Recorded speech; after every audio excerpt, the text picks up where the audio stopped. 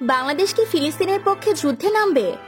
বাংলাদেশ বরাবরই সার্বভৌম ফিলিস্তিন রাষ্ট্র সমর্থন করে এবং ইসরায়েলের অবৈধভাবে ফিলিস্তিন দখলের সমাপ্তির দাবি করে। বাংলাদেশ 1967 সালে নির্ধারিত সীমানা অনুযায়ী জেরুজালেমকে ফিলিস্তিনের রাজধানী হিসেবে সমর্থন করে আসছে। তাছাড়া বাংলাদেশ সরকার ফিলিস্তিনকে সামরিক ক্ষেত্রে পারস্পরিক সহযোগিতা করে আসছে। 1973 সালের অক্টোবরে আরব ইসরায়েল যুদ্ধে মিশর, সিরিয়া, ফিলিস্তিন ঐক্যের প্রতি প্রকাশ্য জোরালো সমর্থন ঘোষণা করেন শেখ মুজিবুর রহমান। এ সময় যুদ্ধে সেবা দেওয়ার জন্য তিনি বাংলাদেশের পক্ষ থেকে একটি মেডিকেল টিম এবং ত্রাণ সামগ্রীও পাঠান।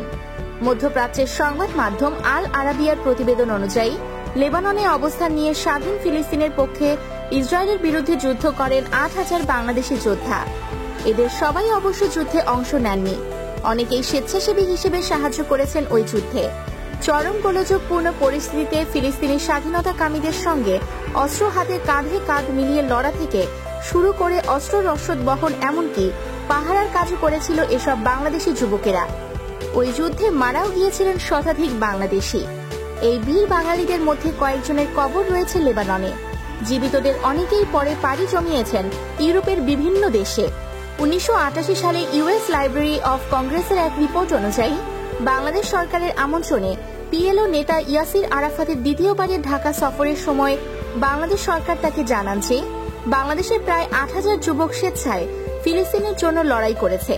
এছাড়া এই রিপোর্টে আরও জানানো হয় যে ফিলিস্তিনি সশস্ত্র সংগ্রামের বেশ কিছু নেতা বাংলাদেশের সেনাবাহিনীর দ্বারা প্রশিক্ষণ নিচ্ছেন। এদিকে বর্তমানে ইসরায়েল ফিলিস্তিনের মধ্যে চলছে তুমুল যুদ্ধ।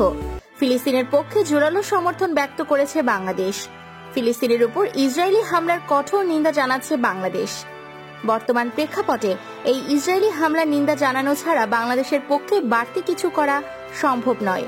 তবে আরব দেশগুলো যদি ফিলিস্তিনের পক্ষে এবং ইসরায়েলের বিপক্ষে যুদ্ধের ডাক দেয়, তবে সেক্ষেত্রে হাত গুটিয়ে বসে থাকবে না বাংলাদেশ। কারণ আমরা দেখেছি 1973 সালের অক্টোবরে আরব ইসরায়েল যুদ্ধে মিশর, সিরিয়া, ফিলিস্তিন ঐক্যের প্রতি প্রকাশ্য জোরালো সমর্থন ঘোষণা করেছিলেন শেখ মুজিবুর রহমান। এ সময় যুদ্ধে সেবা দেবার জন্য তিনি বাংলাদেশের পক্ষ থেকে একটি মেডিকেল টিম এবং ত্রাণ সামগ্রীও পাঠান। আর বর্তমান প্রেক্ষাপটে বাংলাদেশের রয়েছে একটি শক্তিশালী এবং অত্যন্ত পেশাদার সামরিক বাহিনী। জাতিসংঘের অধীনে বিভিন্ন যুদ্ধপ্রবণ দেশে মোতায়েন রয়েছেন বাংলাদেশের সামরিক বাহিনীর সদস্যরা। দায়িত্ব পালন এবং পেশাদারিত্বের ক্ষেত্রে প্রথম স্থানে রয়েছে বাংলাদেশের সাহসী সেনারা। তাই বর্তমানে এমন পরিস্থিতি সৃষ্টি হলে ফিলিস্তিনের পক্ষে সৈন্য পাঠানোর সক্ষমতা রয়েছে বাংলাদেশের।